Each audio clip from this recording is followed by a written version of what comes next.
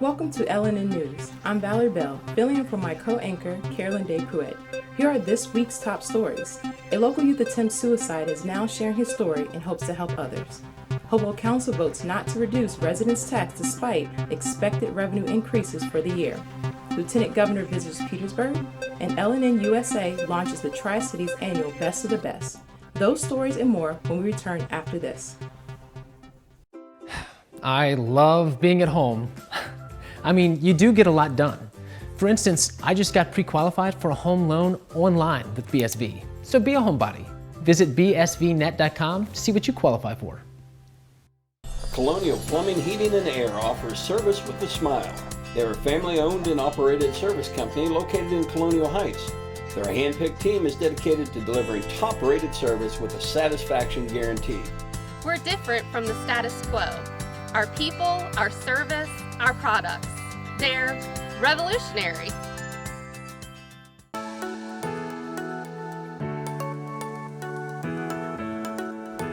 Yes, you can still get haircuts, colors, highlights, waxing services, everything that's going to make you look great right here at the Apothic Company.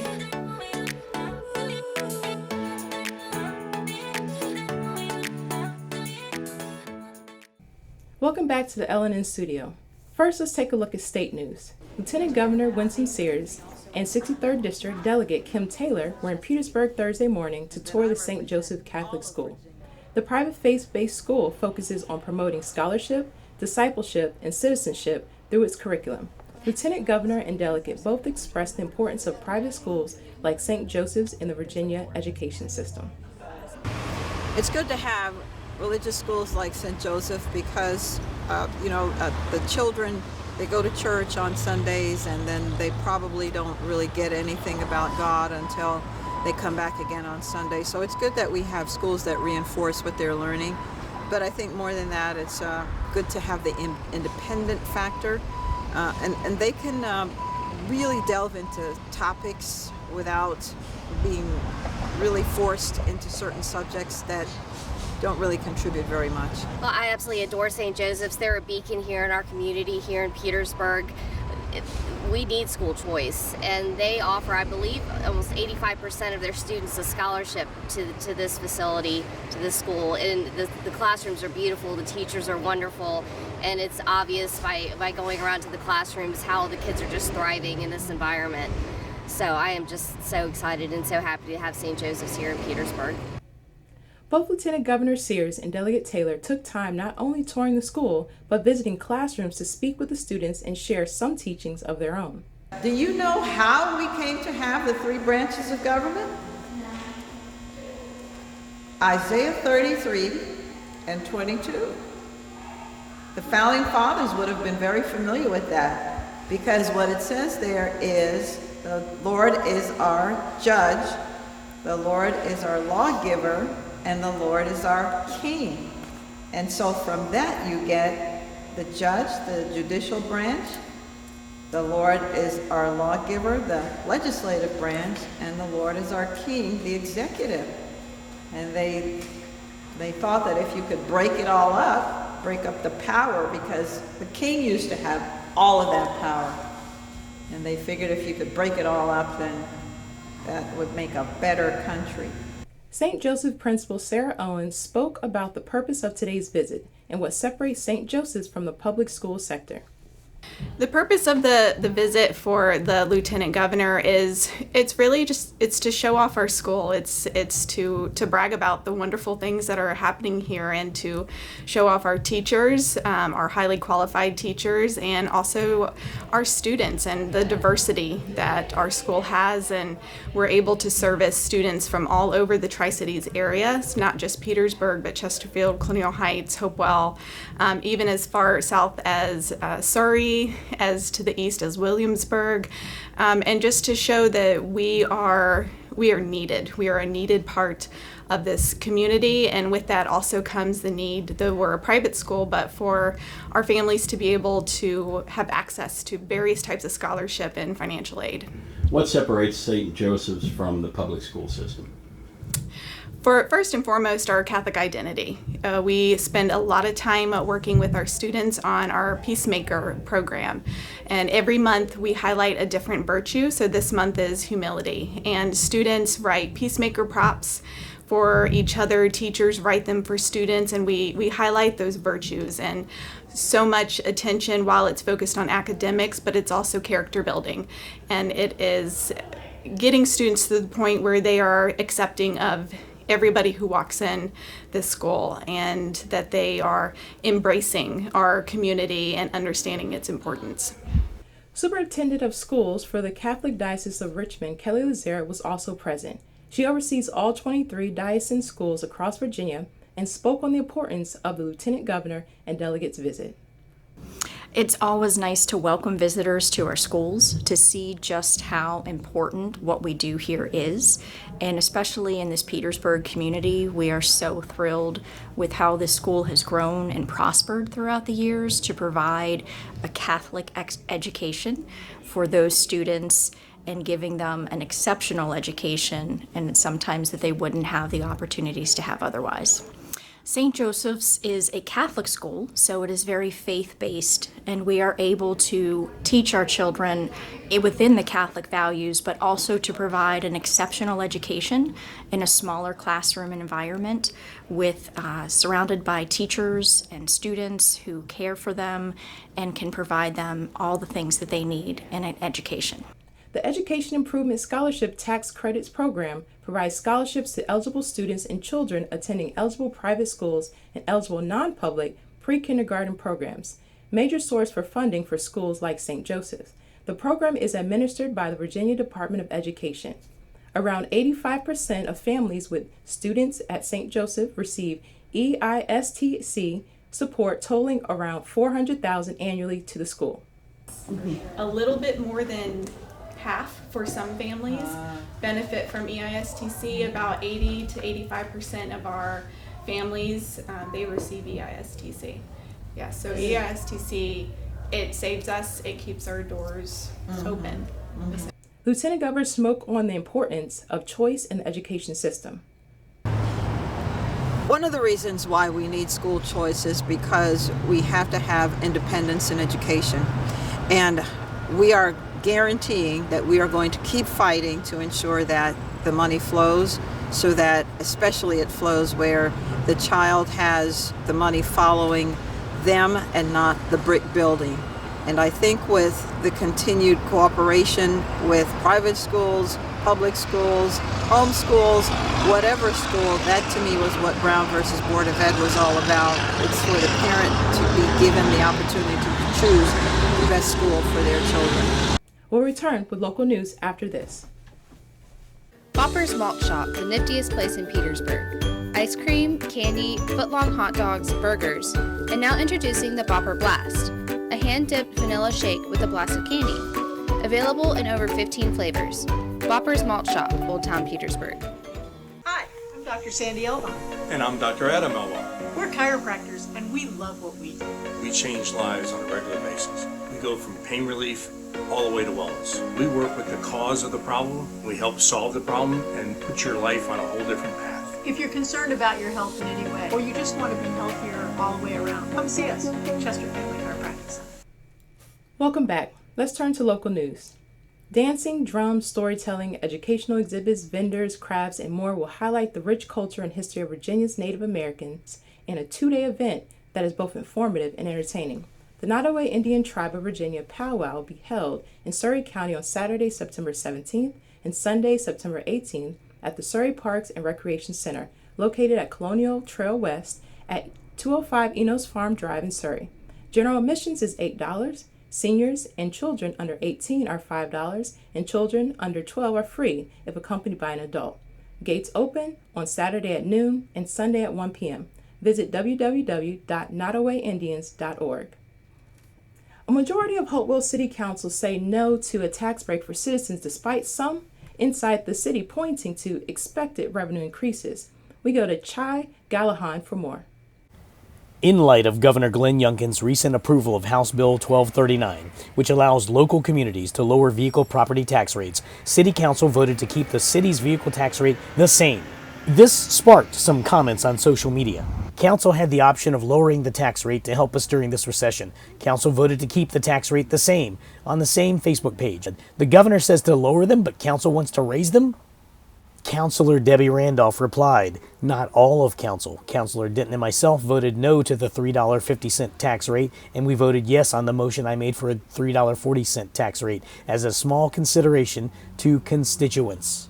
In another Facebook post, Vice Mayor Johnny Parton responded, as a fiscal conservative, I voted to keep the tax rate exactly where it was. He continued saying, this is the first year where I could not support a rate reduction. I cannot vote for a rate reduction when it creates a deficit that will have to be funded by future tax increases. From Hopewell, this is Chai Galhan reporting for LNN USA. The American Rescue Plan Act gave localities extensive and flexible federal tax dollar support. On Tuesday, September 6th, the Hopewell City Council gathered into a special meeting work session to brainstorm how best to spend and plan the use of those funds. Interim City Manager Dr. Concetta Manker started off the public meeting by noting that no voting action would be taken during the special meeting, but would occur at the upcoming September 13th meeting. ARPA funds requests well exceed the remaining available funds, leaving the Council with more tough decisions. The Commonwealth Attorney requests additional employees, which Manker recommended not be done with one-time ARP funds. The Commissioner of the Revenue requested a security camera system, and the Interim Director of Development had 4 requests, including 3 new vehicles, ground floor lobby renovations, an update to existing zoning ordinance, and a new integrated data management. City Engineering requests funds for 2 new vehicles, for $2.2 million for a funding match involving pedestrian improvement on Courthouse Road, and money to cover a 38% increase in the price of asphalt. The Fire Department requested funding for a bucket truck, including $1.3 million as a down payment to avoid an increase of 6.5% if ordered after November 1st. The IT Department's top request was for $450,000 to cover an outstanding payment left over from the CARES Act funding for free Wi-Fi for downtown businesses. Parks and Recreation's top funding requests were vehicles and park upgrades. The Police Department requested funding for the LiveScan digital fingerprinting tool and upgrading SWAT rifles. Public Works requests include replacing their old truck fleet as well as fixing an existing roof leaks at the Beacon Theater and Social Services building to prevent internal water damage. Councilor Randolph brought up that only half of the $2.8 million required for the marina project had been allocated, so another $1.4 million would be needed for the ARPA funds. Quote, there is $41.5 million worth of requests, said Manker. She continues saying, we now know what the needs of the city is, but we also got to get down to $6.5 million, and adding that councilors return with funding items that they could agree on. Quote, things that we know we want to champion and get behind. She requested each of them email her their top 3 items. More local news when we return. Today's show is brought to you by our friends at the Cloud Factory, who take a customized approach to their customers. They know not everyone is alike, and neither are their needs. So, the Cloud Factory focuses on what's best for you when it comes to CBD, hemp-based products, vapor nicotine, glassware, and just about anything, providing alternative routes to a healthier you.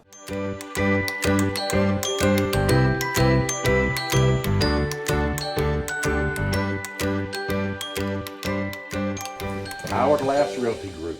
Opening the door to your next journey. Welcome back.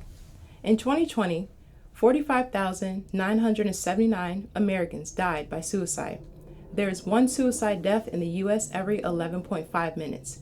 Young people made up of 13.2% of those suicides, totaling over 6,000 individuals who took their own lives. Recently, I had the opportunity to sit down with an area youth who attempted to take his own life.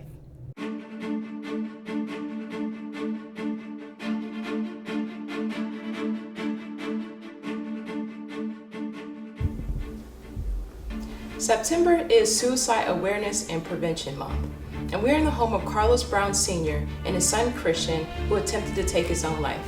Christian agreed to talk to us about this recent event in hopes of raising awareness about this topic, as well as making sure that this doesn't happen to anybody else. Hi, Christian. Hello. Thank you for sitting down with me today. How are you feeling? I'm feeling well. How are you? Okay. I'm good. I'm good. Talk to me about the events of that day. Well, I can't recall the events of that day very well, but I know leading up that night, things were kind of okay till they got later on, around 11 or 12ish. This is when I started feeling like really, really bad. So when you were feeling really bad, was there something that happened like a week ago, a month ago, a year ago? Was there any challenges or anything that you were facing in your life that allowed you to get to that space? It was just basically me versus me for a while, and I just was so disconnected from myself, and I neglected my mental health for so long that I fell really far into like just depression. And at that moment, it all just kind of hit me that how young I was, and then the potential that I could possibly live to be maybe 60, 70 years old. Mm-hmm. And then I thought about the fact that I could possibly feel as bad or even worse during that time, and I just didn't want to do that. So when you say me versus me, what do you mean by that? Because it seems like something was wrong. What was taking place? What was the dynamic there? There was well, my life. I live a pretty blessed life, you know. So like a lot of stuff I didn't have to worry about. I had a lot of necessities of life, and then a lot of the wants that I wanted as well. So like there was nothing like that was bothering me. It was just how out of tune I was with myself. Like when I say me versus me, I just was battling against myself in a way to try to figure out what was wrong when it was in my face the whole time. Like I did it to myself because I neglected my mental health, and I didn't even consider to try to understand my emotions and everything. I just didn't want to feel anything. And then there was a point where I didn't feel anything. I couldn't feel anything. And that was what made me feel so bad. So you're saying essentially you're feeling disconnected. Yes. In some type of way. Okay. And while you were feeling like that, were you talking to anybody? Was there any awareness? Was there someone that you could talk to? Yes, I would occasionally talk to my girlfriend about it, but not too much. And then I had a close friend that we talked about it. What would you say during those conversations? I would just say whatever was on my mind, how I was feeling, and that was kind of how they would go. There would just be genuine conversations about things at that moment. I can't really recall anything specific. You mentioned me versus me and an overarching just like disconnection. Do you feel like you figured out what that was? What was wrong? What led to it ultimately? Yeah, when I was younger, my mother had moved away, but she was still always kind of there. But just like when she moved away, it was sort of unexpected to me, and I was told at the last minute, so that kind of just caught me off guard. Okay. And then over the years, not seeing her as much kind of took a toll on me. So at a certain point, I just got to the point where I said I didn't want to feel that anymore. So I basically tried to create a switch and flip the switch to turn everything that I was feeling off. And you still talk to your mom, see your mom? Yes. Okay. Was shutting your emotions down a coping mechanism? It could be seen as such, but it did more damage than it helped. How so? Because it led to this. And it didn't help anything. It didn't fix anything. It just made things worse. Did it create a sense of isolation? Did you feel like you were on an island by yourself? I know you said you talked to your friends, but was that not enough? Not at all. I very much so felt that I was very isolated. So as far as the actual night and event, is there anything that you concretely remember about it? Like the 5 minutes before, an hour before, during it? Yes, I remember I was on the phone with my girlfriend that night. Everything was normal, but then I just got to thinking to myself, and then things went kind of too far. And then once I just felt that it was time for me to attempt, I went into my father's room. I got the gun. I came back to my room. I put on a coat and some shoes. Then I walked out, left the house, walked up the street, not too far down from the entrance of the neighborhood, and that's when I shot myself in the face. Okay, and so after you did that, you went to a neighbor's house. Was that a survival instinct, or like what led you to want to seek help? I guess it was a survival instinct. What did you feel or think in that moment? I mean, I know that sounds very, because obviously you're probably in pain, but you went to a neighbor's house. Was the neighbor there? What happened after that? Well, I don't really remember my thought process. It was just kind of a panic. But I went and knocked on the door and no one answered anything. So I went and knocked on another door and I don't recall them answering. So I had sat down on their porch and I was leaning against the rail and I had blacked out after that. And when I had woke back up for a little bit, it was police and everything out there.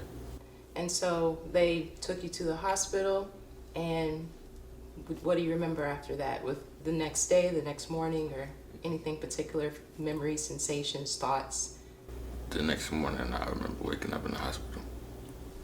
So you were feeling really bad enough to actually attempt this, and then afterwards, you had to be feeling different. What would you say is the difference between the way you're feeling then and the way that you're feeling after?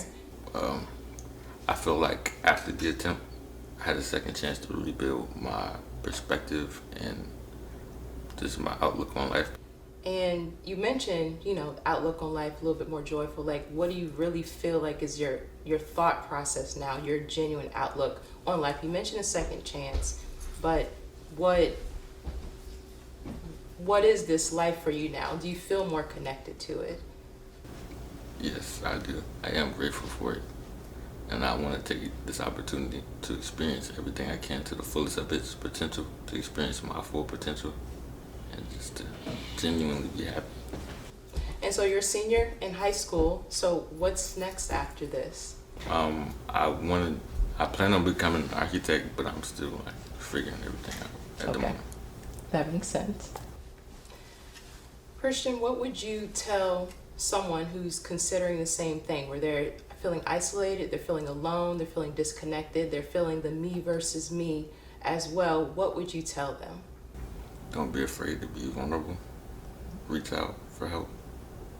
You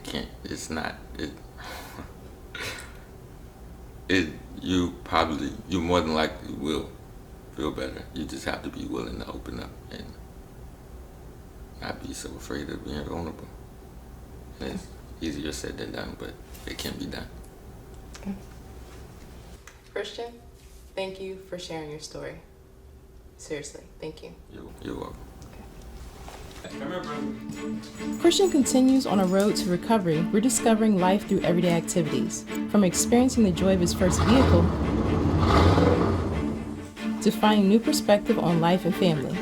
We continue the story next week as we sat down with Carlos to regain a parent's perspective on that terrifying night, coping with the aftermath and moving forward.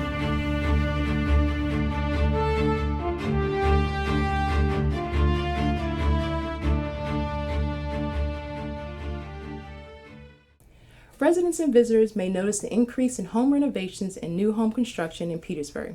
The blight of the city has been an ongoing concern and one that may be improving, one property at a time.